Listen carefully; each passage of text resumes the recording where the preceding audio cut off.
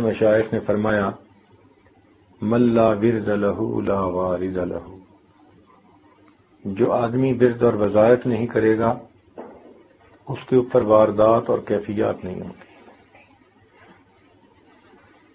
رہ گئی بات ذکر کی تو اس کے اثرات انسان کے اوپر یقینی ہیں، چونکہ اللہ تعالیٰ کے محبوب نے بتلا دیا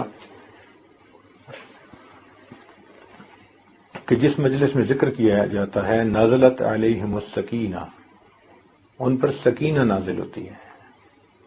سکینہ کہتے ہیں اللہ تعالی کی رحمت کو۔ اللہ تعالی کی طرف سے جو خصوصی برکت، رحمت، نور اہل ذکر کے اوپر نازل کیا جاتا ہے اس کو سکینہ کہتے ہیں، اور اس سکینہ کے انسان کے اوپر مختلف اثرات ہوتے ہیں۔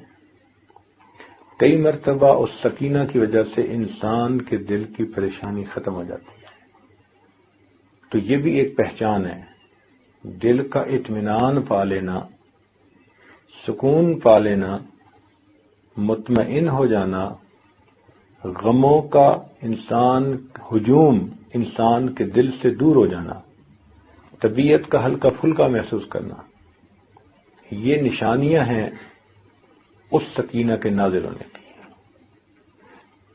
بعض اوقات سالک کو اپنے دل میں اللہ تعالی کی محبت میں اضافہ محسوس ہوتا ہے، یہ نشانی ہے اس سکینہ کے نازل ہونے کی۔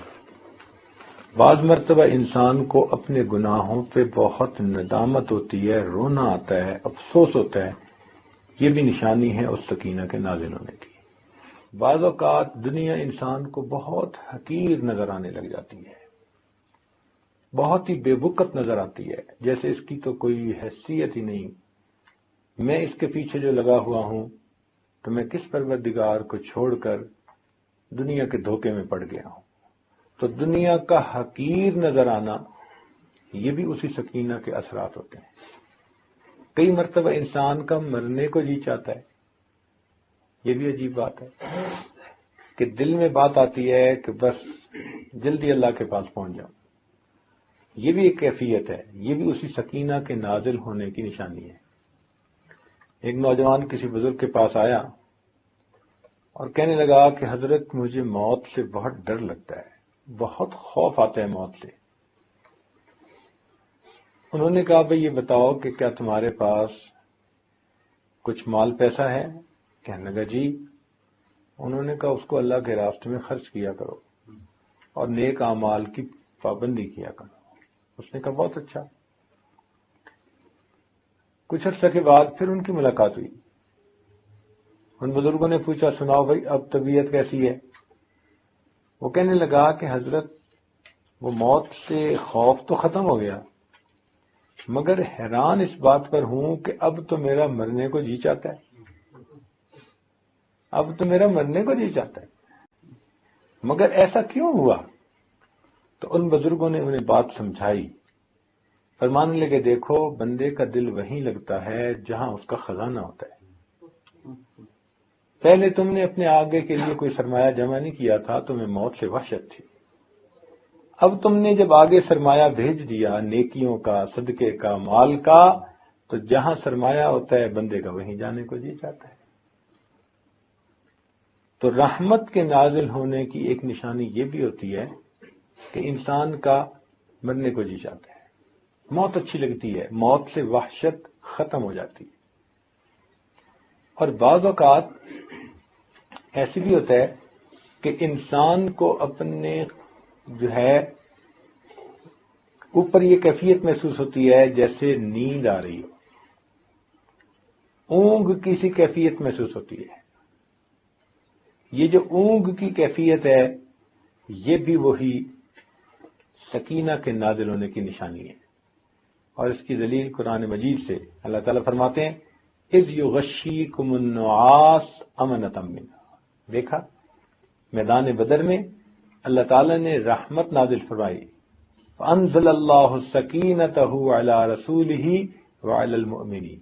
اب قرآن مجید میں ایک جگہ یہ فرمایا کہ اللہ تعالیٰ نے اپنے رسول صلی اللہ علیہ وسلم پر اور ان کے جو خدمت گزار تھے ایمان والے ان پر سکینہ نازل فرمائی، اور پھر ساتھ دوسری جگہ فرمایا کہ جب تمہارے اوپر اونگ کو طاری کر دیا گیا۔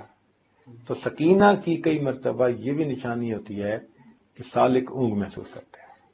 اچھا، یہاں یہ بات بھی ذرا کلیئر سن لیں کہ بعض اوقات کچھ لوگ یہ کمپلینٹ کرتے ہیں کہ حضرت ہم مراقبے میں بیٹھتے تو ہیں، ہمیں بیٹھتی نیند آ جاتی ہے۔ وہ بیچارے ضروری نہیں کہ تھکے ہوئے ہوں تو نیند آتی ہے، نہیں، فریش ہوتے ہیں، اور فریش ہونے کے باوجود جیسے ہی مراقبے میں بیٹھتے ہیں نیند آ جاتی ہے، وہ بڑے پریشان ہوتے ہیں۔ تو یہ بات سمجھ لیں کہ مراقبے میں نیند آ جانے سے پریشان نہیں ہونا چاہیے، کوشش کرنی چاہیے کہ نیند نہ آئے، اپنی طرف سے انسان کوشش کرے کہ بیدار ہو کر ہوشیار ہو کر بیٹھے، لیکن اگر بالفرض نیند آ بھی جائے، اونگ آ بھی جائے تو اس سے فرق نہیں پڑتا۔ یہ آپ لوگوں کو ایک مزے کی بات سناؤں کہ جب آپ نیت کر کے اللہ کی یاد کی، مراقبے میں بیٹھ گئے تو آنکھ لگ جانے سے اس میں کوئی فرق نہیں پڑتا۔ اب اس کی دلیلیں سن لیجئے۔ فرض کرو کہ ایک آدمی فقیر ہے اور کسی سخی کے دروازے پر گیا ہے اور فجر پڑھ کے جا بیٹھا۔ اب جب جا بیٹھا تو وہاں بیٹھے بیٹھے اسے اونگ بھی آ گئی، وہ آدھا گھنٹہ 1 گھنٹہ اونگتا بھی رہا، بیٹھا بھی رہا۔ تو جب اس کا وہ آدمی سخی آئے گا اور پوچھے گا جی آپ کب آئے، تو کیا وہ اپنی اونگ کا ٹائم نکال کے بتائے گا؟ کیا بتائے گا کہ جی فجر پڑھ کے آ گیا تھا؟ تو حاضری لگے گی تو کس وقت سے لگے گی؟ فجر پڑھ کے آ گیا تھا۔ اور بیٹھے بیٹھے اگر اونگ آ گئی تو وہ تو ایک کیفیت ہے بندے کے اوپر۔ تو اگر دنیا کے سخی کے دروازے پہ جاؤ تو وہ بیٹھنے کا وقت دیکھتا ہے، درمیان میں اونگ کے وقت کو نظر انداز کر دیتا ہے۔ تو اگر سخیوں کے پروردگار کے دروازے پہ جا کر بیٹھو تو وہ پھر کیا اونگ کے ٹائم کو نکال دے گا؟ اب اس کی ایک اور پریکٹیکل مثال دوں آپ کو، یہ تو خیر ویسے ہی ایک بات سمجھانے کے لیے تھی۔ آج کل کچھ باتوں کو سمجھنا آسان ہو گیا ہے سائنسی ترقی کی وجہ سے۔ مثال کے طور پر آپ نے سیل فون دیکھے ہیں، ایک بندہ سیل فون کو چارجنگ پہ لگا دیتا ہے، آن ہو فون یا آف ہو، کوئی چارجنگ پہ فرق پڑتا ہے؟ آپ بتائیں، فون آن ہو یا فون آف ہو، جب چارجنگ میں لگا دیا تو چارجنگ۔ تو جب آپ نے مراقبے کی نیت کر کے دل کی بیٹری کو چارجنگ سے جوڑ دیا تو اب آپ کی سکرین آن ہے یا آف ہے، اس سے کیا فرق پڑتا ہے؟ اللہ تعالیٰ کی رحمت اترتی ہے اور بندے کے دل کی بیٹری کو چارج کرتی رہتی ہے۔ تو اونگ سے تو بالکل ہی نہیں گھبرانا چاہیے، ہاں اپنی طرف سے کوشش کرنی چاہیے کہ بیدار ہو کر بیٹھے، ہوشیار ہو کر بیٹھے۔ اس کی وجہ کیا ہے کہ کئی مرتبہ تو نیند یا اونگ تھکاوٹ کی وجہ سے آ جاتی ہے، کئی مرتبہ عادت کی وجہ سے آ جاتی ہے۔ کچھ لوگوں کی نیند عادت ہی ہوتی ہے اونگنے کی، ذرا ان کی نیند کا سلسلہ ہی ایسا ہوتا ہے، ایور گرین ہوتے ہیں، ہوتا ہے جب چاہو ان کو سلا دو۔ بس انہوں نے مراقبے میں سر جھکایا تو بس اب ان کو یہ پتہ نہیں ہوتا کہ میں نے سر پہلے جھکایا تھا یا مجھے نیند پہلے آئی تھی، یہ نہیں پتہ ہوتا ان کو، مگر اس سے فرق نہیں پڑتا۔ اللہ تعالیٰ تو یہ دیکھیں گے کہ میرا بندہ میری یاد کی نیت کر کے بیٹھا تھا یا نہیں۔ اچھا بھئی یہ بتائیں کہ جب آپ بیٹھتے ہیں مراقبے میں تو آپ کی سونے کی نیت تو نہیں نہ ہوتی؟ تو انما الاعمال بالنیات، اعمال کا دار و مدار نیت کے اوپر ہے۔ ہاں اگر آپ نے نیت ہی کر لی کہ میں اس پوزیشن میں بیٹھ کے سونا چاہتا ہوں، وہ تو بات ہی اور ہے، مگر مراقبے میں بیٹھنے والا تو کوئی بندہ ایسی نیت نہیں کرتا، وہ تو اللہ کی یاد میں بیٹھتا ہے۔ تو اگر اس دوران اونگ بھی آ جائے تو اس سے کوئی فرق نہیں پڑتا۔ اور اصل وجہ یہ ہے بھائی کہ وہ جو سکینہ نازل ہوتی ہے نا، اس سکینہ کے نازل ہونے سے کئی مرتبہ انسان پر اونگ کی سی کیفیت ہوتی ہے، وہ اونگ نہیں ہوتی، حقیقت میں وہ سکینہ کے اثرات اس کے اوپر ہوتے ہیں۔ اس لیے مراقبے میں جو لوگ اونگ رہے ہوتے ہیں نا، وہ باتیں بھی ساری سن رہے ہوتے ہیں۔ اگر قریب میں کوئی بولے، کوئی آواز آئے، وہ سب باتیں ان کو سنائی دے رہی ہوتی ہیں، تو اس کو نیند نہیں کہتے۔ تو یہ اونگ کا آ جانا یہ رکاوٹ نہیں ہے۔ سالک اس کو یہ نہ سمجھے کہ جی بس میں تو ترقی کر ہی نہیں سکتا، مجھے تو فوراً نیند آ جاتی۔ بیٹھنا ہمارا کام اور رحمتوں کا نازل کرنا یہ پروردگار کا کام ہے۔ ہم بیٹھے رہیں گے تو پروردگار اپنی رحمت نازل فرماتے رہیں۔ تو جب بھی ذکر میں انسان بیٹھتا ہے تو اللہ تعالیٰ کی طرف سے رحمتوں کا نزول ہوتا ہے۔ نزلت علیہم السکینہ، ان پر سکینہ نازل ہوتی ہے۔ اب جب سکینہ نازل ہوگی تو بھئی اس کے اثرات تو ہوں گے نا انسان پر۔ یہ کیسے ہو سکتا ہے کہ رحمت کی بارش ہو اور بندے پہ اثر نہ ہو؟ تو اثرات تو ہوں گے۔ جب اثرات ہوں گے تو صاف ظاہر ہے کہ پھر انسان کی کیفیات ہوں گی، کیونکہ اثرات کی وجہ سے کیفیات ہوتی ہیں۔ آپ دیکھیں عام طور پر جب بارش برستی ہے نا تو زمین کے اندر سے کچھ نہ کچھ جڑی بوٹیاں ضرور نکل آتی ہیں۔ ہاں کوئی پتھریلی زمین ہو تو بات اور ہے، ورنہ عام طور پر اس لیے جب بارش کا موسم ہوتا ہے نا، برسات کا موسم، تو خوب ہریالی ہوتی ہے۔ کہتے ہیں نا جی کہ ساون کے اندھے کو ہرا ہی ہرا نظر آتا ہے۔ وہ ساون کا موسم ہی ایسا ہے کہ اس میں برسات ہوتی ہے، اور برسات کے موسم میں زمین سے خوب کھیتیاں نکلتی ہیں، یعنی پودے نکلتے ہیں۔ جب اللہ تعالی کی رحمت کی برسات برستی ہے تو انسان کے اندر سے کیفیات کی پودے اور کھیتیاں پھر برآمد ہو جاتی ہیں۔ کیفیات کو روک نہیں سکتے۔ ذکر کی وجہ سے بندے کی کوئی نہ کوئی کیفیت ضرور ہوتی ہے، یا تو اس کو اللہ تعالیٰ کی محبت میں اضافہ نظر آئے گا، یا جو کیفیتیں میں نے پہلے بتائیں وہ محسوس ہوں گی۔ اور اگر کوئی بندہ کہے جی کہ مجھے تو کوئی بھی کیفیت محسوس نہیں ہوتی، تو یہ بھی ایک کیفیت ہے۔ یہ بھی تو ایک کیفیت ہے نا کہ مراقبے میں بیٹھتا ہے تو اسے کوئی کیفیت ہی محسوس نہیں ہوتی۔ اٹ مینس کہ something is seriously wrong somewhere. اس کو ڈائگنوز کرنا چاہیے۔ کیا مصیبت ہے کہ اس کے دل پر اثرات نہیں ہوتے؟ کیا وجہ ہے کہ اس کے دل پر ان برکات کا اثر نہیں ہوتا؟ اور اس کی وجہ عام طور پر کوئی نہ کوئی زیادہ گڑبڑ ہوتی ہے۔ وہ بندہ کسی ایسے گناہ کبیرہ میں پھنسا ہوتا ہے کہ جس کی وجہ سے دل کے اوپر تالے لگے ہوتے ہیں، دل کے دروازے بند ہو چکے ہوتے ہیں، یا کوئی حرام حلال کا چکر ہوتا ہے کہ جو کیفیات اس کو ذکر میں ملتی ہیں، حرام ان کیفیات کو چھپا دیتا ہے۔ چنانچہ امام ربانی مجد لسانی رحمۃ اللہ علیہ نے یہ لکھا، فرماتے ہیں کہ ایک ہمارا خادم تھا، اور خادم لوگ جو ہوتے ہیں پھر ان کی رعایت بھی کرنی پڑتی ہے۔ هل جزاء الاحسان الا الاحسان۔ تو خادم تھا، تو ایک مرتبہ اس کا ایک بھائی تھا، وہ بیمار ہوا اور اس کے اوپر جان کنی کا عالم طاری ہو گیا، یعنی آخری وقت، آخری لمحات، آخری علامات قریب ہو گئی۔ تو اس خادم نے آ کر کہا کہ حضرت میرا بھائی ہے، تو اگر آپ مہربانی فرمائیں تو آپ تشریف لے چلیں، دعا بھی فرما دیں اور اس موقع پر اس پر توجہ بھی فرما دیں، تو اس کا معاملہ اچھا ہو جائے گا، خاتمہ بالخیر ہو جائے گا۔ حضرت فرماتے ہیں کہ میں اس کے ساتھ وہاں گیا، دعا بھی کی اور میں نے توجہ بھی کی، لیکن توجہ کرنے کے بعد میں نے دیکھا کہ اس کے دل پہ کوئی اثر نہیں۔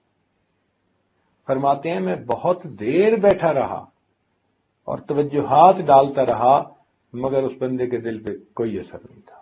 اب ذرا سوچنے کی بات ہے کہ 1000 سال کا مجدد، اتنی روحانیت والی شخصیت کہ پورے 1000 سال میں جس قدر انسانوں کو فیض پہنچے گا وہ ان کے قلب کے ذریعے سے پہنچے گا۔ مجدد کا یہ مطلب ہوتا ہے۔ جیسے امت کو فیض پہنچ رہا ہے نبی علیہ الصلوۃ والسلام کے ذریعے سے. نبی السلام نے فرمایا انما انا قاسم واللہ یؤتی، اللہ تعالیٰ عطا کرنے والا ہے اور میں تو تقسیم کرنے والا ہوں. تو یہ قلوب کے ذریعے سے، جیسے تار کے ذریعے سے بجلی ہمارے گھر پہنچتی ہے، تار کے ذریعے سے بجلی پہنچتی ہے. دیکھیں بھائی، بارش کون برساتا ہے؟ اللہ رب العزت. بارش کون برساتا ہے؟ اللہ تعالیٰ برساتا ہے، مگر بادل اس کے لیے ذریعہ بن جاتے ہیں. سمجھ گئے؟ اولاد کون دیتا ہے؟ اللہ رب العزت دیتا ہے، مگر ماں باپ اس کے لیے ذریعہ بن جاتے ہیں. اسی طرح دلوں میں نور کون دیتا ہے؟ اللہ دیتا ہے، مگر پیر استاد اس کے لیے ذریعہ بن جاتا ہے. تو یہ تو سمجھ میں آنے والی بات ہے کہ انسان کے دل میں براہ راست اللہ تعالی کی طرف سے نور آ جائے، اس کے لیے قلب کو کسی درجے کا بنانا پڑتا ہے. اب اس کو آپ یوں سمجھ لیں کہ جیسے ایک ہوتا ہے پلانٹ، بجلی کا ہائی وولٹیج پہ ہوتا ہے. اب اس ہائی وولٹیج پلانٹ کے آگے ایک ٹرانسفارمر لگا ہوتا ہے. تو ٹرانسفارمر کے ایک طرف تو یہ بجلی کا بلب لگا ہوتا ہے اور دوسری طرف ہائی وولٹیج ہوتا ہے. آپ کا کیا خیال ہے، اگر یہ بلب کو ڈائریکٹ ہائی وولٹیج کے ساتھ لگا دیں تو پھر کیا ہوگا؟ فیوز ہو جائے گا نا. اس لیے کہ اس میں استعداد ہی نہیں ہے. اسی طرح مخلوق میں استعداد ہی نہیں کہ بلا واسطہ اللہ تعالیٰ کی طرف سے فیض حاصل کر سکے. نبی علیہ الصلوۃ والسلام پوری مخلوق کے لیے اس کا ذریعہ بنے. ان کو اللہ تعالیٰ نے وہ صلاحیت دی، وہ نعمت دی، وہ برکت دی کہ وہ اللہ رب العزت سے براہ راست وہ نعمت حاصل کر سکتے ہیں. اس لیے معراج کے موقع پر اللہ فرماتے ہیں فَأَوْحَىٰ إِلَىٰ عَبْدِهِ مَا أَوْحَىٰ. اب وہ محبوب اور محب میں کیا باتیں ہوئیں اور کیا ملاقاتیں ہوئیں، وہ تو اللہ تعالیٰ ہی بہتر جانتا ہے. تو اللہ رب العزت کے محبوب کی یہ شان ہے کہ وہ اللہ رب العزت سے ان رحمتوں اور برکتوں کو لیتے ہیں اور آگے پوری مخلوق کو جو رحمت نعمت ملتی ہے محبوب کے واسطے سے ملتی ہے. بات کی سمجھ آ گئی؟ محبوب کے واسطے سے. اسی طرح ہم لوگ جو ہیں، ہمارے اور نبی علیہ السلام کے درمیان ہمارے مشائخ کے قلوب موجود ہیں. فرض کرو آپ کا قلب اس عاجز کے قلب کے ساتھ نتھی ہے، اس عاجز کا قلب شیخ اپنے شیخ حضرت مرشد عالم رحمۃ اللہ ان کے قلب کے ساتھ نتھی ہے، ان کے شیخ کے ساتھ. تو یہ آپس میں قلوب کا ربط ہے اور یہ تمام قلوب جا کر سیدنا صدیق اکبر کے قلب سے جڑتے ہیں اور ان کا قلب نبی علیہ السلام کے قلب سے جڑا اور نبی علیہ السلام کا قلب مبارک اللہ رب العزت کی ساتھ کے ساتھ جڑا. تو یوں برکتیں آتی ہیں، یوں رحمتیں آتی ہیں. تو اس لیے اب اس آدمی کو جو مراقبے میں بیٹھتا ہے، یہ جب مراقبے میں بیٹھے گا تو اس کو کیفیات تو محسوس ہوں گی ہی صحیح، اور اگر کیفیت محسوس نہیں ہو سکتی تو یہ بھی کیفیت ہے، اس کی بھی کوئی نہ کوئی ریزن ہے. تو میں بات آپ کو سنا رہا تھا امام ربانی مجدد ثانی رحمۃ اللہ علیہ کہ 1000 سال کا مجدد امت کے علماء نے متفقہ طور پر ان کے لیے یہ لفظ استعمال کیا مجدد الف ثانی. یہ جو ہجرت کے بعد دوسرا 1000 سال گزر رہا ہے، اس میں جتنے اولیاء کسی بھی سلسلہ کے ہوں، کسی بھی رتبے کے ہوں، ان کو جو فیض پہنچ رہا ہے، چونکہ وہ چاروں سلسلوں کے بزرگ تھے. امام ربانی مجدد ثانی رحمۃ اللہ علیہ وہ چاروں سلاسل کے بزرگ تھے، ان کو چاروں نسبتیں حاصل تھیں، لیکن اللہ تعالیٰ نے ظاہر میں ان سے نقشبندیہ نسبت کا کام لیا تھا ظاہر میں. لیکن جتنا یہ فیض آگے چل رہا ہے یہ ان کے ذریعے سے چل رہا ہے. اب آپ سوچتے ہیں اس روحانیت کا بندہ اگر کسی بندے پر بیٹھ کر توجہ کر رہا ہے تو پھر دل پہ تو اس کا اثر لازمی ہونا چاہیے، مگر وہ فرماتے ہیں کہ میں نے بہت دیر بیٹھ کر توجہ کی مگر اس بندے کے دل پہ کوئی اثر ظاہر نہ ہوا. فرماتے ہیں میں بہت پریشان ہوا اور میں اللہ تعالیٰ کی طرف متوجہ ہوا، میرے اللہ میرے مولا رحمت فرما دے اور اس بات کو میرے اوپر واضح کر دے. بات کو میرے اوپر واضح کر دے. تو فرماتے ہیں کہ پھر اللہ تعالیٰ نے الہام کے ذریعے سے مجھے واضح فرمایا کہ اس بندے کی مصاحبت بد عقیدہ لوگوں کے ساتھ تھی.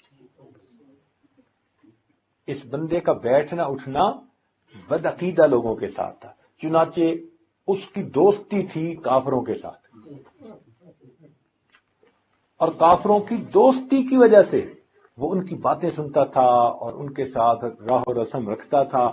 اس کی ظلمت ایسی تھی کہ وقت کے مجدد نے بھی توجہ ڈالی تو اس بندے کے دل پہ اثر نہ ہو سکا. تو اگر انسان مراقبے میں بیٹھے اور اس کو کیفیت کچھ بھی محسوس نہ ہو تو یہ انڈیکیشن ہے کہ یہ ای سی یو سیکشن کا مریض ہے، ایکسٹینسو کیئر یونٹ. اس کو وہاں داخلہ دینا چاہیے، اس کو جا کے ہاسپٹلائز ہونا چاہیے. گھر بیٹھ کے علاج نہیں ہوگا. جب ذرا بڑی بیماری ہوتی ہے نا تو پھر لے کے بھاگتے ہیں یا نہیں ہاسپٹل میں بندے کو. کہتے ہیں کہ ہم گھر سے نہیں جانے دیں گے. بیوی کہتی ہے جی میں نہیں جانے دیتی، والد کہتے ہیں، والدہ کہتی ہے نہیں، سب کہتے ہیں جلدی لے جاؤ جلدی لے جاؤ، بھگاتے ہیں جلدی لے جاؤ. اسی طرح بعض لوگ روحانی اعتبار سے ای سی یو سیکشن کے مریض ہوتے ہیں، ان کو بھی پھر شیخ کے پاس آ کے ایڈمٹ ہونا پڑتا ہے، پھر ان کو خانقاہ میں کچھ وقت ساتھ گزارنا پڑتا ہے، پھر ان کو سفر میں حضر میں شیخ کی صحبت میں رہنا پڑتا ہے. یہ وہ مبارک لوگ ہیں کہ جن کا کلام دوا اور جن کی نظر شفا ہوتی ہے. کیوں بھائی؟ آج کل شیعوں سے علاج ہوتا ہے نا، پہلے زمانے میں یہ بات سمجھنی مشکل تھی. میں نے بتایا نا کہ آج کچھ باتیں سمجھنی آسان ہو گئی ہیں. دیکھیں کینسر کا علاج کس سے کر رہے ہیں؟ کیمو تھراپی، شعاؤں کے ذریعے سے. آج کل انسان کے اندر اگر سٹون ہو نا تو اس کو کس سے توڑتے ہیں؟ لیزر کے ذریعے. تو اگر دنیا کی بیماریوں کا علاج شعاؤں کے ذریعے سے ہو سکتا ہے تو کیا روحانی بیماریوں کا علاج شعاؤں کے ذریعے سے نہیں ہو سکتا؟ تو یہ مشائخ کی نگاہیں بھی تو شعائیں ہوتی ہیں. تو اس لیے یہ نگاہ جو ہے نا، تیرا علاج نظر کے سوا کچھ اور نہیں، تیرا علاج نظر کے سوا کچھ اور نہیں. تو نظر کا اثر ہوتا ہے. اچھا اس کی دلیل شرعی طور پر دوں میں. حدیث پاک میں آتا ہے ایک صحابی تھے تو ان پر اثر ہو گیا، بیماری محسوس کرنے لگے. تو نبی علیہ السلام نے فرمایا کہ بھئی تمہیں اپنے فلاں بھائی کی نظر لگ گئی، تو اس کو اتارنے کا طریقہ بتا دیا. اور حدیث پاک میں آتا ہے العین حق، کہ نظر کا لگ جانا ٹھیک ہے، نظر لگ جاتی ہے، نظر اپنا اثر کر دیتی ہے. اب بتائیں جس نظر کے اندر دشمنی ہے، حسد ہے، عداوت ہے، بغض ہے، حرص ہے، طمع ہے، اگر وہ نظر دوسرے بندے پہ اثر دکھا دیتی ہے تو اللہ والوں کی وہ نظر جس کے اندر رحمت ہو، شفقت ہو، محبت ہو، عنایت ہو، پھر وہ نظر اپنا اثر کیوں نہیں دکھا سکتی؟ تو اسی اللہ والوں کی بھی نظر لگ جاتی ہے. جیسے لوگوں کو بری نظر لگ جاتی ہے تو برے اثرات نکل آتے ہیں، اور اللہ والوں کی جب نظر لگ جاتی ہے تو پھر اچھے اثرات نکل آتے ہیں. اس بندے کے دل میں اللہ تعالیٰ کی محبت بڑھ جاتی ہے، اس کی زندگی بدل جاتی ہے، اس کو اللہ تعالیٰ کے ساتھ وصل کی تمنا دل میں پیدا ہو جاتی ہے. تو امام ربانی مجدد ثانی رحمۃ اللہ علیہ فرماتے ہیں کہ میں نے اس پر بہت دیر توجہ ڈالی مگر اس توجہ کے اثرات ظاہر نہ ہوئے. بھئی معمول تو تھا انگریزی میں ٹٹ مٹ کرنے کا، لیکن مجبوری یہ ہے کہ مجھے یہ بیانات اب اردو میں کرنے پڑ رہے ہیں، اس لیے کہ مجھے انگریزی میں لفظ ہی نہیں ملتے. اب بتائیں میں توجہ کو انگریزی میں کیا کہوں گا؟ فیض کو انگریزی میں کیا کہوں گا؟ مجھے تو سمجھ نہیں آتی. ان الفاظ یا ان ٹرمز کا انگریزی میں ترجمہ کرنا اور سمجھانا بس میں ہی نہیں ابھی. تجلیات کا ترجمہ کیا کریں گے آپ؟ ہمارے پاس تو تجلیات اور صفات اور شؤونات اور پتہ نہیں کیا کیا الفاظ ہیں ہر لفظ صحیح معنوں میں سمجھا دیتا ہے کہ کیا چیز نازل ہو رہی ہے. تو اس لیے چونکہ مجھے خاص ٹاپک پہ گفتگو کرنی تھی ذکر قلبی کے اوپر. اب دیکھیں ایک بندے کا قلب جاری ہو گیا، آپ سمجھ گئے نا، لیکن انگریزی میں کیسے سمجھاؤں گا؟ یہ ذرا انگریزی والے بیٹھے ہوئے ہیں ماشاءاللہ، یہ بتا دیں کہ جی انگریزی میں قلب جاری ہونے کو کیا کہتے ہیں. ہمیں تو انگریزی نہیں آتی، ہم نے تو سیکھی ہوئی ہے. ان کی تو مادری زبان ہے، یعنی شروع سے ہی انگریزی سیکھی، پیدا ہی اس ماحول میں ہی ہوئے ہیں. اور ہم تو انگریزی بھی بولتے ہیں تو دیسی لہجے میں، اور یہ تو ماشاءاللہ انگریزی کے سب عاشرہ کے قاری ہیں. ان کا تو لہجہ بھی وہی ہوتا ہے. تو ان سے پوچھ لیں کہ یہ قلب جاری ہونے کو کیا کہیں گے انگریزی میں، ہمیں تو سمجھ نہیں ہے. اگر میں آپ کو انگریزی میں سمجھانا چاہوں کہ قلب جاری ہونا کیا ہوتا ہے تو میرے پاس الفاظ نہیں کہ میں سمجھا سکوں قلب جاری ہونا. لیکن اردو میں اگر میں کہوں گا تو آپ سمجھ جائیں گے کہ قلب جاری ہونا کس کو کہتے ہیں. تو اس مجبوری کی وجہ سے بالخصوص آج کی گفتگو میں نے اردو زبان میں کی تاکہ میرے لیے سمجھانا آسان، آپ کے لیے سمجھنا آسان. اور جن کو سمجھ بالفرض نہیں آتی ان سے گزارش ہے کہ وہ بھی سمجھنے کی کوشش فرمائیں. ہم جیسے انگلش میں بولنے کی کوشش کرتے ہیں، آپ ذرا اردو میں سمجھنے کی کوشش بھی فرما لیں. یہ تو نہیں نا کہ آپ کہیں جی نہیں ہم تو انگلش ہی سمجھیں گے. کوئی آپ نے بھی ٹھیکہ تو نہیں نہ لیا ہوا انگلش کا. تو ہم بھی کچھ قدم اٹھا رہے ہیں کہ ٹٹ مٹ بولنا سیکھ رہے ہیں، اور آپ بھی کچھ مہربانی فرمائیں اردو سمجھنا سیکھیں تاکہ افہام و تفہیم آسان ہو جائے ہمارے لیے. تو مسئلہ یہ تھا کہ اتنے بڑے بزرگ کی توجہ کا اثر اس لیے نہ ہوا کہ اس بندے کا بیٹھنا اٹھنا کفار کے ساتھ تھا، اور کفار کی صحبت کی وجہ سے، تعلق اور دوستی کی وجہ سے اس کے دل کے اوپر ایسی ظلمت تھی کہ اب فیض اس کے اوپر اثر نہیں کر رہا. تو اس لیے اگر کسی پر ذکر کرنے کے باوجود اثر مرتب نہیں ہوتا، یہ بھی ایک کیفیت ہے اور اس کی بھی کوئی نہ کوئی ریزن ہوتی ہے. تو یہ طے شدہ بات ہے کہ جو بندہ ذکر کرے گا تو اس کے اثرات اس کے اوپر یقینی ہوں گے. یہ ممکن ہی نہیں. اس لیے آپ کو ایک گر کی بات بتاؤں کہ بغیر بتائے پیروں کو اندازہ ہو جاتا ہے کون ذکر مراقبہ کرتے ہے اور کون نہیں کرتا. وہ کوئی عالم غیب نہیں ہوتے، عالم غیب اللہ رب العزت کی ذات ہے، مگر ان کے پاس فراست ہوتی ہے. فراست ہوتی ہے، اور وہ فراست کیا ہوتی ہے کہ ان کو اللہ تعالی سمجھا دیتے ہیں. اب میں آپ کو ایک موٹی سی بات بتا دوں کہ بھئی جب ذکر کے اثرات یقینی بندے پر ہوتے ہیں تو مجھے ایک بات بتائیں کہ اگر کوئی بندہ پابندی سے ذکر کر رہا ہے تو اثرات اس کے اوپر ہوں گے نا، اور اگر اثرات ہوں گے تو وہ پیر سے پوچھے گا نا. اب جو پوچھے ہی نہ کبھی، جو سبق کی بات ہی نہ کرے، جو مراقبے کا تذکرہ ہی نہ کرے، اور پیر سے پوچھے ہی نہ کیفیت، خط ہی نہ لکھے، فون نہ کرے، ملے تو بھی مراقبے کا تذکرہ نہ کرے، یہ اس بات کی علامت ہوتی ہے کہ یہ صاحب ذکر و اذکار کو پابندی سے نہیں کر رہے. جو کرنے والے ہوتے ہیں ان کا فوراً پتہ چل جاتا ہے، شیخ کو اندازہ ہو جاتا ہے کون کتنا ذکر کرنے والا ہے. اللہ تعالیٰ یہ بات سجھا دیتے ہیں. یہ کوئی علم غیب نہیں ہے، یہ ایک تجربہ کہہ سکتے ہیں، فراست کہہ سکتے ہیں، انسان کی بصیرت کہہ سکتے ہیں. جیسے ڈاکٹر ہوتا ہے، وہ ایسے بندے کو دیکھتے ہی بتا دیتا ہے کہ اس کو ملیریا ہے. اس نے ٹیسٹ کوئی نہیں لیا ہوتا، اس نے کچھ نہیں، بس اس نے تھوڑی سی علامات کچھ دیکھی ہوتی ہیں تو فوراً کہہ دیتا ہے جی آپ کو یہ ہے، اور واقعی وہی ہوتا ہے. تو جیسے جسمانی بیماری کے طبیب دیکھتے ہی بتا دیتے ہیں، ایسے ہی بسا اوقات مشائخ دیکھتے ہی سالک کی کیفیت کو پہچان لیتے ہیں، اس کے اندر کیا ہے اور کیا نہیں ہے.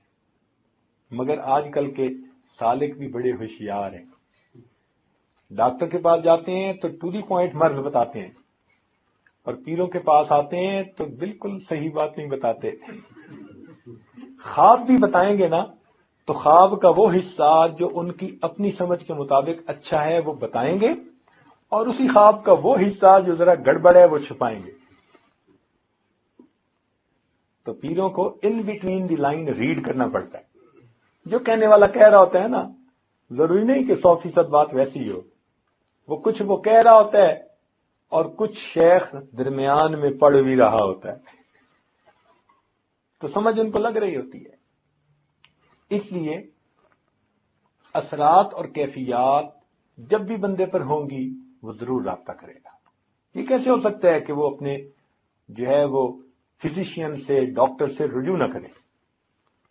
بھائی ذرا کھانسی ہوتی ہے، فلاں ہوتی ہے، تو ڈاکٹر کو فوراً فون کر کے پوچھ لیتے ہیں. تو اگر بندے کو کیفیات محسوس ہو رہی ہوگی تو کیوں نہیں بتائے گا؟ اس لیے پھر وہ رابطہ از خود بخود رکھتا ہے. اچھا، اب یہ بات ہوئی کہ بھئی پابندی کے ساتھ جو بندہ مراقبہ کرتا ہے اس کے اوپر اثرات مرتب ہوتے ہیں. اب ان اثرات میں سے ایک اثر یہ ہے کہ انسان کا دل جاری ہو جاتا ہے. تو آج یہ سمجھنا ہے ہم نے کہ دل جاری ہونا کس کو کہتے ہیں؟ بات سمجھے نا؟ آج کیا سمجھنا ہے ہم نے بیٹھ کے اس محفل میں کہ دل جاری ہونا کس کو کہتے ہیں؟ کیونکہ پرانے حضرات ہیں، سالکین ہیں، کچھ علماء ہیں، تو ان کے سامنے تو اس قسم کی بات کھولی جا سکتی ہے نا. عام محفلوں میں اس کا تذکرہ کرنا مناسب نہیں ہوتا، نہ آپ نے تذکرہ کبھی سنا ہوگا. لیکن خاص محفلوں میں جہاں طالب صادق ہوں، سیکھنے والے ہوں، یا حاصل کرنے والے ہوں، یا محنت کرنے والے لوگ ہوں، تو پھر ان کو تو یہ بات سمجھائی جا سکتی ہے.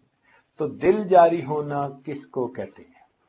عام طور پر سب سے پہلے مراقبے کی پابندی کرنے والے، تقوی و طہارت کی زندگی اختیار کرنے والے، اتباع سنت والی زندگی اختیار کرنے والے سالک کو پہلی کیفیت ہوتی کہ اس کو اپنے قلب کی جو جگہ ہے، قلب کی جگہ کون سی ہے؟ انسان کے سینے میں بائیں پستان سے 2 انگل نیچے کی طرف، جو بائیں طرف جو بریسٹ ہے نا، اس سے 2 انگل نیچے کی طرف انسان کا دل ہے. اس دل کی جگہ پر اس کو ایک حرکت سی محسوس ہونی شروع ہو جاتی ہے. حرکت سے تحرک ہے، تو یہ تحرک کہلاتی ہے پہلی کیفیت. کیا کہلاتی ہے؟ تحرک. ایک عجیب سی حرکت سی محسوس ہوتی ہے. آپ نے دیکھا ہوگا کہ کبھی بیٹھے بیٹھے انسان کا گوشت پھڑکنے لگ جاتا ہے، کبھی بازو کا، کبھی کمر کا. تو وہ جو گوشت پھڑکتا سا ہے نا، یہ اس سے ملتی جلتی سی کیفیت ہے. تو انسان کو باقاعدہ اپنے دل کی اس جگہ پر ایک کیفیت سی محسوس ہوتی ہے جیسے کوئی چیز پھڑک رہی ہے. دل کا دھڑکنا اور ہے اور ذکر کی وجہ سے اس کا پھڑکنا اور ہے. یہ الگ چیزیں ہیں، یہ 2 ایک چیزیں نہیں ہیں. یہ جو قلب کی دھڑکن ہے اس کو کہتے ہیں پیلپیٹیشن آف ہارٹ، دل کا دھڑکنا. یہ تو 1 منٹ میں 70 مرتبہ 75 مرتبہ بندے کا دل دھڑکتا ہے. زیادہ تیز چل لے گا اور بھاگنا شروع کر دے گا تو 100 مرتبہ دھڑکن چلی جائے گی، 120 مرتبہ چلی جائے گی. بہت زیادہ بھاگے گا تو 130 مرتبہ چلی جائے گی. تو یہ تو دھڑکن جو ہے یہ تو تھوڑی ہوتی ہے، لیکن وہ جو پھڑکن سی محسوس ہوتی ہے نا انسان کو لطیفہ میں، وہ بہت تیز ہوتی ہے. وہ کیا ہوتی ہے؟ بہت تیز ہوتی ہے. ارتعاش محسوس ہوتا ہے انسان کو. اپنے اس لطیفہ کی جگہ پر کیا محسوس ہوتا ہے؟ ارتعاش. اب اس کی مثال میں آپ کو سمجھاؤں کہ فرض کرو کہ انسان کسی بڑی بس کے اندر بیٹھا ہے اور سٹارٹ کر کے وہ بس کھڑی ہوئی ہے، سٹارٹ حالت میں انجن چل رہا ہے. تو جو لوگ اس کے اندر بیٹھیں گے نا وہ محسوس کریں گے کہ جیسے ان کے جسم جو ہے نا سارے کے سارے تھوڑے تھوڑے ہل رہے ہیں یوں کر کے. وہ جو ہلکی سی ایک وائبریشن محسوس کر رہا ہوتا ہے نا بندہ، وہ وائبریشن انسان کو اپنے لطیفے میں محسوس ہوتی ہے. وہ وائبریشن انسان کو اپنے لطیفے میں محسوس ہوتی ہے. تو کچھ لوگوں کو تو باقاعدہ دل کی وہ پھڑکن محسوس بھی ہوتی ہے. ذرا توجہ کرے تو ان کو وہ ایک کیفیت سی محسوس ہوگی جو تیز ہوگی. وہ دل کی دھڑکن نہیں ہوگی، وہ بلکہ دل کی پھڑکن ہوگی. ارتعاش ہوگا، ایک وائبریشن قسم کی ہوگی جو دھڑکن سے بہت تیز ہوگی. جو دل کی دھڑکن بہت سے بہت تیز ہوگی، وہ اس کو اپنی کیفیت محسوس ہوگی۔ اچھا، کئی مرتبہ ایسے بندے کو جس کو یہ ذکر کی کیفیت محسوس ہو، اگر وہ اور زیادہ ذکر کرے اور زیادہ ذکر کرے تو یہ حرکت جو ہے نا، یہ تحرک، یہ پختہ ہوتا جاتا ہے۔ کیا ہوتا ہے؟ پختہ ہوتا ہے، اور پختہ ہوتے ہوتے اس کا اثر غالب آنے لگ جاتا ہے بندے پر۔ پہلے یہ متوجہ ہوتا تھا اس تحرک کی طرف، اور اب ذکر کرتے کرتے یہ کیفیت ہو گئی کہ وہ اس کے اوپر غالب آنے لگ جاتی ہے۔ تو یہ اس کو اگر نہیں بھی متوجہ ہونا چاہتا تو بھی وہ اس کے اوپر غالب آ جاتی ہے۔ تو پہلے یہ توجہ کرتا تھا، ذکر کی کثرت سے پھر حرکت اتنی مضبوط ہو جاتی ہے، اتنی بڑھ جاتی ہے کہ بندے پہ غالب آنے لگ جاتی ہے، تو خود بخود بندے کی توجہ ادھر جاتی ہے، حتیٰ کہ اس بندے کو اپنی آنکھوں کے سامنے بھی اس ارتعاش کا اثر محسوس ہوتا ہے۔ ایسے بندے کو اپنے قلب کی وہ جو تحرک کی کیفیت ہے، اس کی وجہ سے جب وہ غالب آ جاتی ہے تو کہاں اثر محسوس ہوتا ہے؟ آنکھوں کے سامنے بھی اثر محسوس ہوتا ہے۔ ہوا جیسے متحرک اس کو نظر آتی ہے، چونکہ وہ قلب کی حرکت ہوتی ہے، تو قلب کی حرکت کا اثر اتنا غالب آ جاتا ہے کہ عام بندے کو تو محسوس نہیں ہوتا، لیکن اس بندے کو یوں فیل ہوتا ہے جیسے ہوا اس کے سامنے متحرک ہے، وہ ایک کیفیت ہوتی ہے اس کے اوپر۔ اچھا، اس کو ذرا مثال سے سمجھاتے ہیں تاکہ آپ کے لیے بات کو سمجھنا آسان ہو۔ کبھی اگر ٹیوب لائٹ اوپر لگی ہوئی ہو، ٹیوب لائٹ کہاں لگی ہوئی ہو؟ اوپر لگی ہوئی ہو چھت کے ساتھ، اور سیلنگ فین نیچے لگا ہوا ہو، تو آپ اگر سیلنگ فین کو چلائیں نا، تو سیلنگ فین کے چلنے سے آپ کو فرش کے اوپر نا سائے کے اندر ایک ارتعاش نظر آئے گا، کیونکہ وہ بہت تیزی سے چل رہا ہوتا ہے، تو سایہ بھی نظر نہیں آتا، مگر ایسے نظر آتا ہے جیسے کچھ چیز ہے اور وہ حرکت کر رہی ہے، ارتعاش نظر آتا ہے۔ وہ جو ارتعاش کی کیفیت ہے، ہو بہو اسی طرح اس بندے کی آنکھوں کے سامنے کیفیت ہوتی ہے جس کا قلب جاری ہوتا ہے۔ ایگزیکٹلی آپ اسی چیز کو مثال لے سکتے ہیں۔ یہ ضروری نہیں کہ ہر بندے کی کیفیت ایک جیسی ہو، اس لیے میں نے بتایا کہ سکینہ نازل ہونے کی وجہ سے جو قلب کے اوپر انسان کے اثرات ہیں وہ مختلف ہوتے ہیں۔ کسی کو قلب میں خوشی محسوس ہوئی، کسی کو جو ہے گناہوں پہ ندامت محسوس ہوئی، تو جو پوری تفصیل بتائی وہ اس کا مطلب ہے کہ ہر بندے کی کیفیت الگ الگ ہوتی ہے، لیکن عام طور پر جو کیفیت زیادہ لوگ رپورٹ کرتے ہیں وہ آپ کے سامنے بتائی جا رہی ہے۔ یہ کیفیت کون محسوس کرتے ہیں؟ زیادہ لوگ محسوس کرتے ہیں، وہ کیفیت آپ کو بتائی جا رہی ہے۔ اچھا، تو یہ تحرک کی کیفیت ہوتی ہے، اس کو کیا کہتے ہیں؟ تحرک، اور اردو میں اس کو کہتے ہیں کہ اس بندے کا دل جاری ہو گیا۔ یہ ابتدائی کیفیت ہے، ایک کیفیت حرکت والی محسوس ہوتی ہے۔ اگر یہ بندہ تقوی و طہارت کی زندگی گزارے اور اس کو اور زیادہ پابندی سے ذکر کو کرتا رہے تو یہ تحرک کی کیفیت آہستہ آہستہ تذکر میں تبدیل ہو جاتی ہے۔ تذکر میں کس میں تبدیل ہو جاتی ہے؟ تذکر میں نصیب ہو جاتی ہے، یعنی وہ جو حرکت اس کو محسوس ہوتی تھی نا، وہ حرکت کے ساتھ ساتھ اللہ اللہ کی طرف دھیان اس کو نصیب ہو جاتا ہے۔ وہ حرکت نہیں محسوس ہو رہی، لگتا ہے جیسے اللہ اللہ اللہ اللہ ایسے وہ محسوس ہو رہی۔ تو یہی حرکت اس طرف پھر جو ہے وہ شکل اختیار کر لیتی ہے۔ تو ایسے سالک کو جب وہ بیٹھا ہوتا ہے، لیٹے بیٹھے چلتے پھرتے، ہر وقت کہیں سے جیسے اللہ اللہ کی آواز اس کو آ رہی ہے اور سنائی دے رہی ہے، حالانکہ دوسرے لوگ نہیں سن رہے ہوتے اور یہ بیٹھا سن رہا ہوتا ہے۔ اس کی مثال ایسے ہی ہے جیسے آج کل وہ جاگنگ کرنے والے لوگ جو ہیں، انہوں نے جیب میں وہ واک کا کیا ہوتا ہے، واک مین ہوتا ہے، وہ ڈالا ہوا ہوتا ہے اور اپنے کانوں کے ساتھ اس کے وہ لگایا ہوا ہوتا ہے۔ اب وہ کیا سن رہے ہوتے ہیں، لیکن دوسرے بندے تو نہیں نا سن رہے ہوتے۔ اب ہم نے ایک بندے کو دیکھا، وہ واک مین سن بھی رہا تھا اور وہ ہنس بھی رہا تھا اور پتہ نہیں کیا کیا الٹی سیدھی حرکتیں کر رہا تھا. اب دیکھنے والا اسے پاگل سمجھ رہا ہے، اور وہ اس کیفیت کی وجہ سے جو اس کو کانوں میں سنائی دے رہی ہے وہ سب کچھ رسپونڈ کر رہا ہے. تو اسی طرح سالک کی کیفیت ہوتی ہے کہ وہ چونکہ ذکر کی کیفیت محسوس کرتا ہے تو مجمع میں بیٹھا ہوا وہ مجمع سے غائب ہوا کرتا ہے. اگر خلوت میں بیٹھے ہوں تو جلوت کا مزہ آئے، جو آئیں اپنی جلوت پر تو ساکت و سخندانی. یہی ہیں جن کے سونے کو فضیلت ہے عبادت پر، یہی ہیں جن کے اتقاء پر ناز کرتی ہے مسلمان. تو یہ اللہ والے ہوتے ہیں. یہ اس کو کہتے ہیں خلوت در انجمن. اس کو کیا کہتے ہیں؟ خلوت در انجمن. محفل میں بیٹھ کر تنہائی کے مزے لینے. بیٹھے لوگوں میں ہوتے ہیں مگر اپنے یار کے ساتھ مشغول ہوتے ہیں، باتیں کر رہے ہوتے ہیں.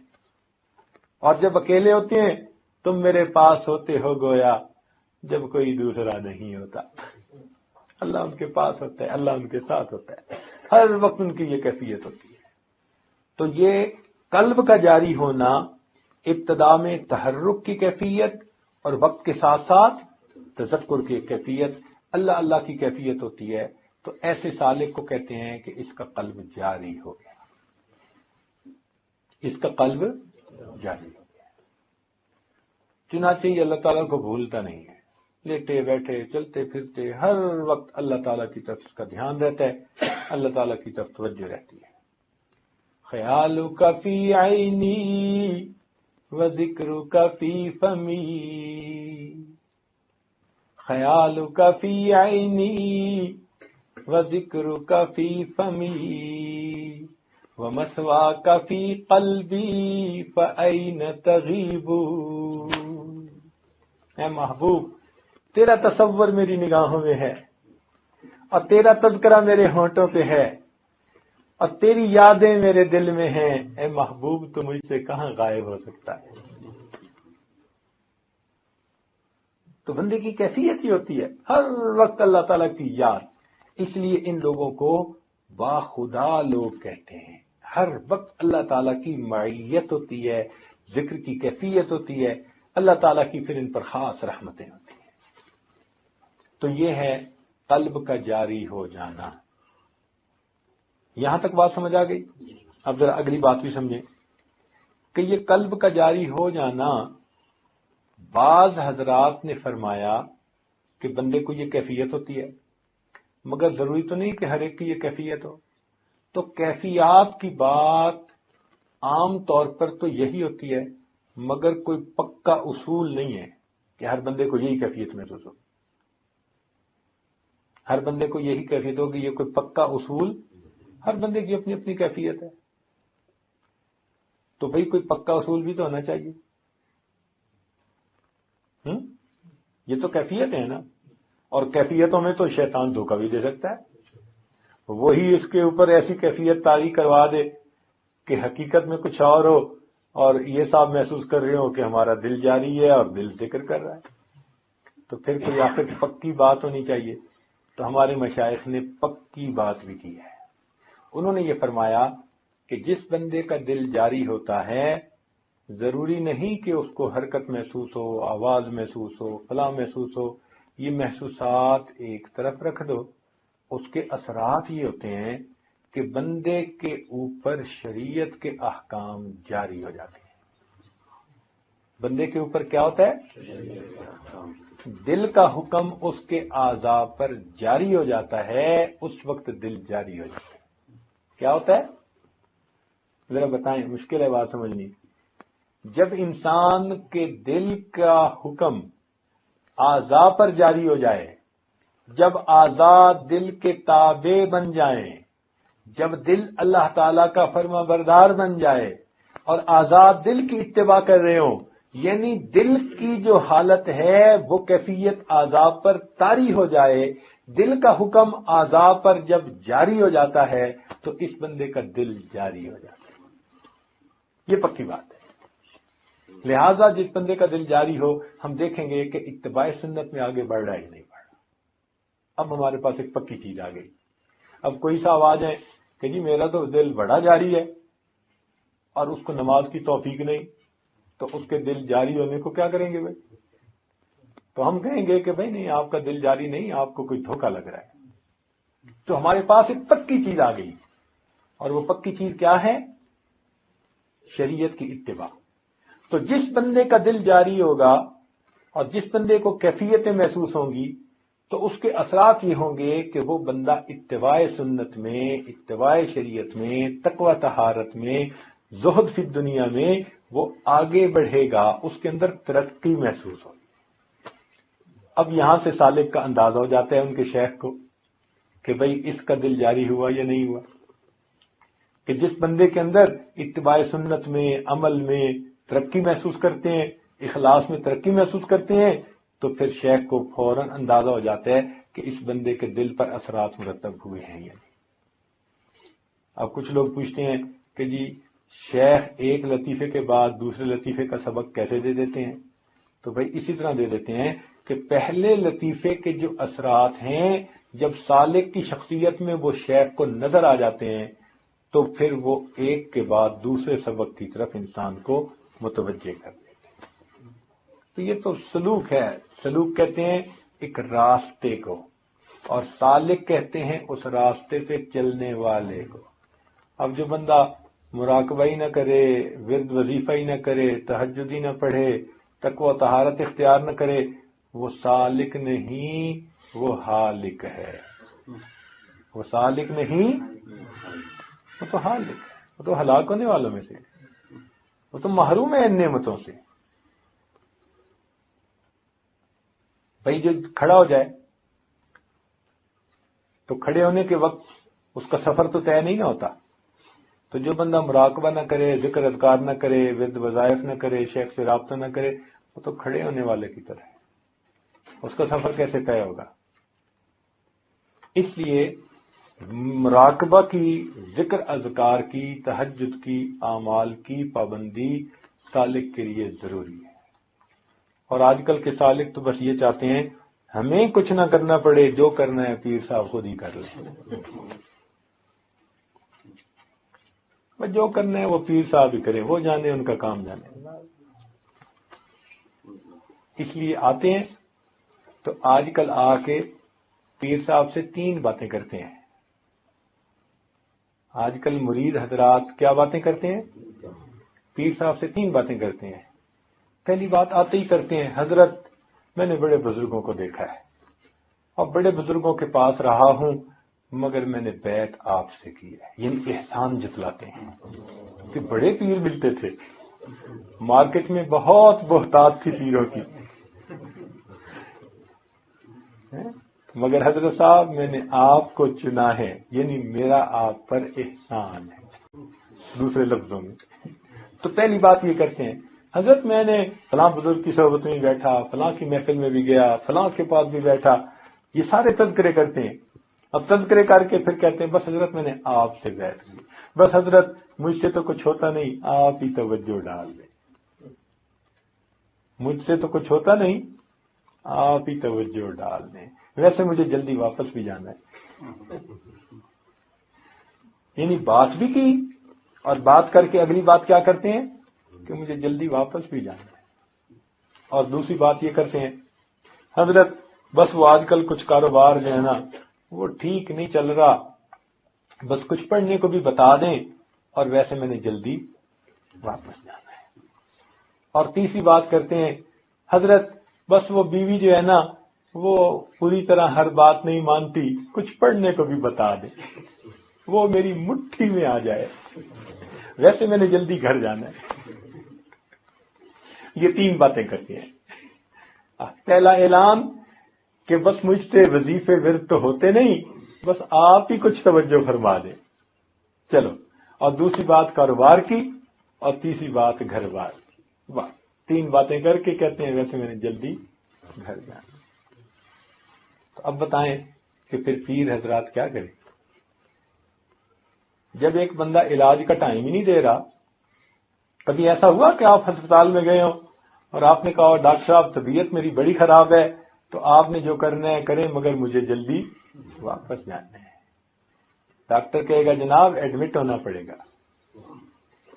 تو بھئی مشائخ اگر کہیں کہ بھئی آپ محفل میں آئیں، مراقبے میں آئیں، ذکر میں آئیں، آپ اجتماع پہ آئیں، تو یہ بھی تو ایڈمٹ کرنے والا مسئلہ ہوتا ہے نا. تو اس لیے ہمیں اس علاج کی بھی فکر کرنی چاہیے. تو دل جاری ہونے کو آپ نے سمجھ لیا. کس کو کہتے ہیں دل کا جاری ہونا؟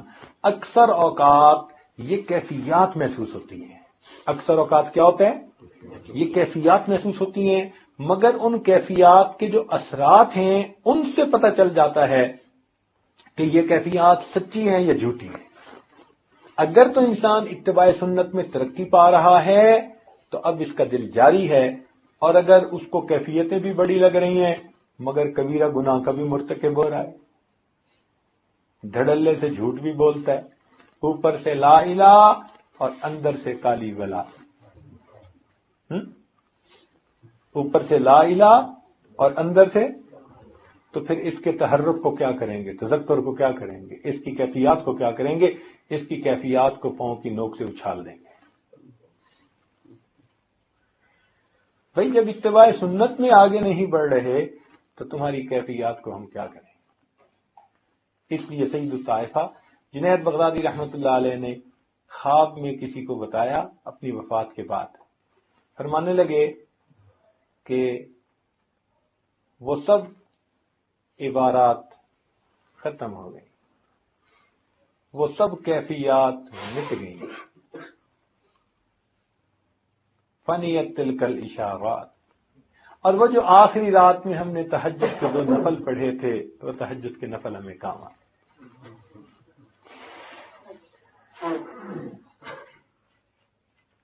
اسی وقت سے جو لوگ کہتے ہیں جی کہ ہمیں بڑی کیفیات ہیں مگر شریعت و سنت میں آگے نہیں بڑھتے، ہمارے مشائخ نے ان کی سختی سے تردید کی ہے. انہوں نے کہا کہ ایسے بندے کا ذکر لسان لقلقہ، ذکر لسان لقلقہ اور ذکر قلب وسوسہ. کیسی پکی باتیں کی ہیں کہ اگر تم شریعت کی کسوٹی پہ پورے نہیں اتر رہے اور ساتھ یہ بھی کہتے ہو کہ جی بڑی میری کیفیات ہیں، تو انہوں نے کہا جس بندے کو لقلقہ ہوتا ہے نا اس کا منہ ہلتا رہتا ہے، تو انہوں نے کہا اس بندے کا ذکر لسان لقلقہ اور اس کا ذکر قلب وسوسہ، اس سے اوپر کچھ نہیں. تو اصل چیز اتباع سنت ہے. رب کریم ہمیں ہر حال میں سنت کی اتباع کی توفیق نصیب فرمائے.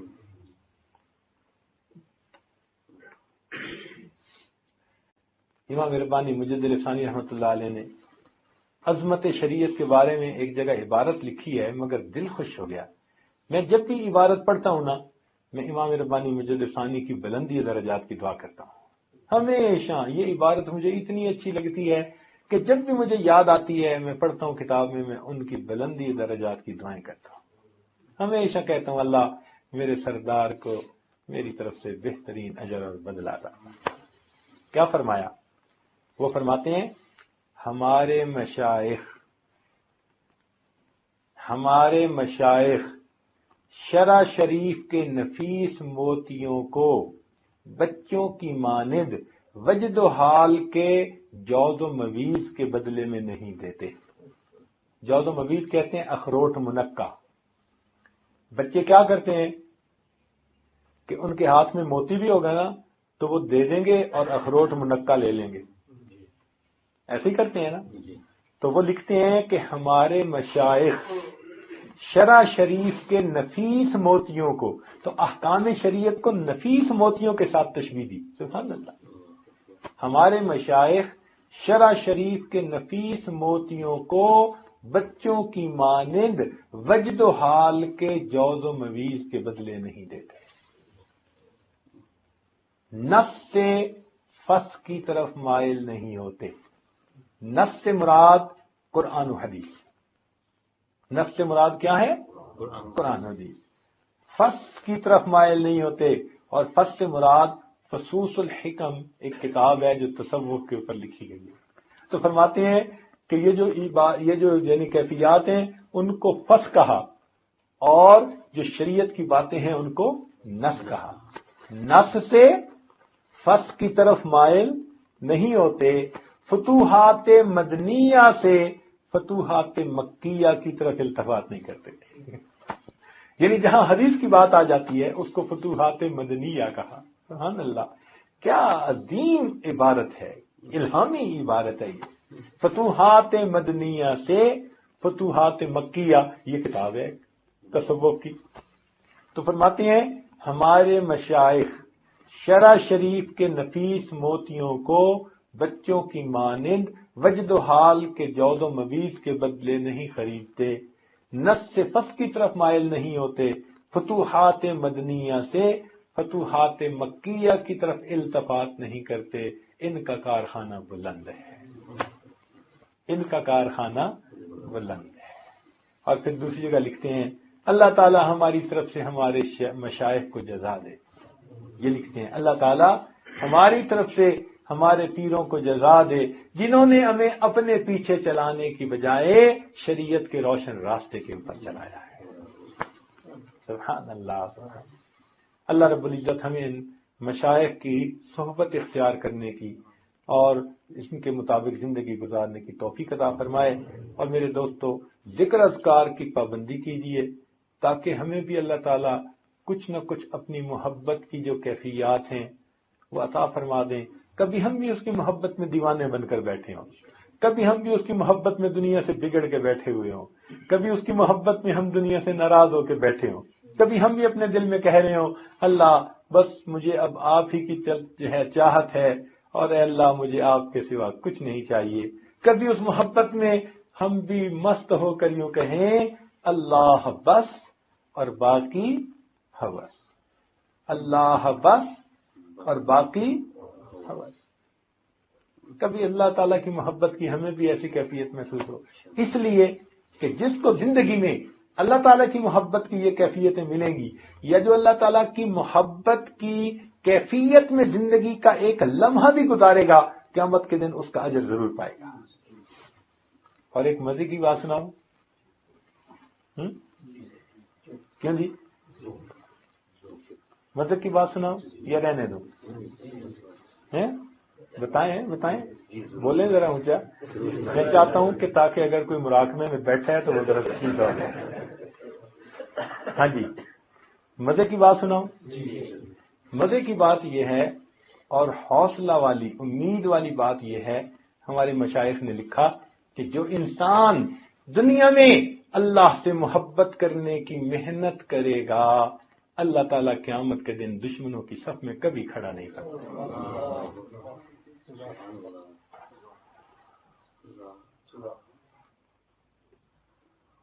تو یہ اللہ رب العزت کا احسان ہے کہ وہ پروردگار ہمیں ایسی محفلوں میں آنے کی توفیق دے دیتا ہے۔ یہ اس بات کا ثبوت ہے کہ پروردگار کا ارادہ خیر کا ہے، وہ کچھ دینا چاہتا ہے۔ وہ بلاتے ہی ان کو ہیں جن کو کچھ دینا ہوتا ہے، جب دینا نہیں ہوتا ان کو آنے ہی نہیں دیتے۔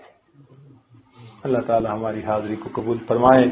وآخر دعوانا ان الحمد للہ رب العالمین۔